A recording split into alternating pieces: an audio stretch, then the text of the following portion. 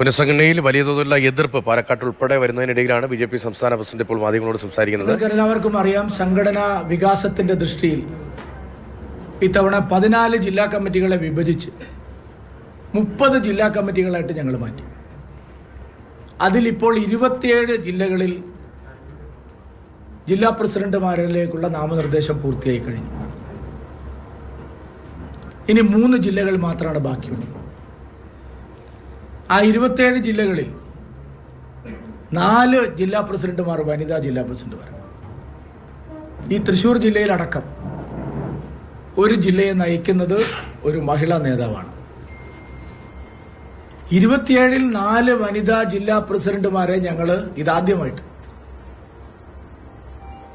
ഒരു 15 വർഷത്തെ ഞങ്ങളുടെ പാർട്ടിക്കകത്തുണ്ടായിട്ടുള്ള ഘടനാപരമായ ഒരു മാറ്റമായിട്ടാണ് ഞങ്ങളിത് ഒരു ചേഞ്ച് ഞങ്ങൾ ആഗ്രഹിക്കുന്നു. സ്ത്രീ ശാക്തീകരണം എന്ന് പറയുന്നത് സ്ത്രീകളെ പിന്നിലിരുത്തി പുരുഷന്മാർ നയിക്കുക എന്നുള്ളതല്ല. സ്ത്രീകൾക്ക് തന്നെ നയിക്കാൻ കഴിയണം. നോക്കൂ, ഞങ്ങളെ വനിതാ ജില്ലാ പ്രസിഡന്റുമാരുടെ ലിസ്റ്റ് നിങ്ങൾ കണ്ടിട്ടുണ്ടെങ്കിൽ ഏറ്റവും എഫിഷ്യൻ്റ് ആയിട്ടുള്ള ലീഡർഷിപ്പ് ക്വാളിറ്റിയുള്ള വനിതകളെയാണ് വെച്ചിരിക്കുന്നത്. അല്ലാതെ സ്ത്രീകളെ മുമ്പിലിരുത്തിയിട്ട് പിൻസീറ്റ് ഡ്രൈവിങ്ങിന് വേണ്ടിയിട്ടുള്ള ആൾക്കാരെ വെച്ചിരിക്കുന്നത്. കാസർഗോഡ് ഞങ്ങൾ വെച്ചിരിക്കുന്നത് ML അശ്വിനി എന്ന് പറയുന്ന ഒരു ചെറുപ്പക്കാരിയാണ്.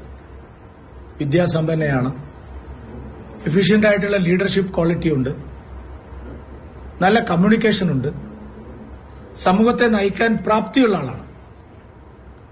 മലപ്പുറത്ത് ഞങ്ങളൊരു ജില്ലാ പ്രസിഡന്റ് വനിതാ പ്രസിഡന്റാണ്. വളരെ എക്സ്പീരിയൻസ്ഡ് ആയിട്ടുള്ള ഒരു ലേഡി ലീഡറാണ്.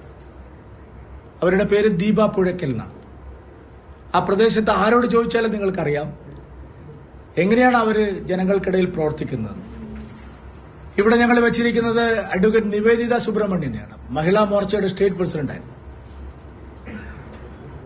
കൊല്ലത്ത് ഞങ്ങൾ ഒരു ജില്ലാ പ്രസിഡന്റ് വനിതാ ജില്ലാ പ്രസിഡന്റാണ്. ഞങ്ങളുടെ സ്റ്റേറ്റ് സെക്രട്ടറി രാജീവ് പ്രസാദ്. ഏതെങ്കിലും ഒരു പൊളിറ്റിക്കൽ പാർട്ടിക്ക് കേരളത്തിൽ ധൈര്യമുണ്ടോ 14 ജില്ലാ സെക്രട്ടറിമാരിൽ ഒരു വനിതയെ ജില്ലാ സെക്രട്ടറി ആക്കാൻ CPM-ന് ധൈര്യമുണ്ടോ?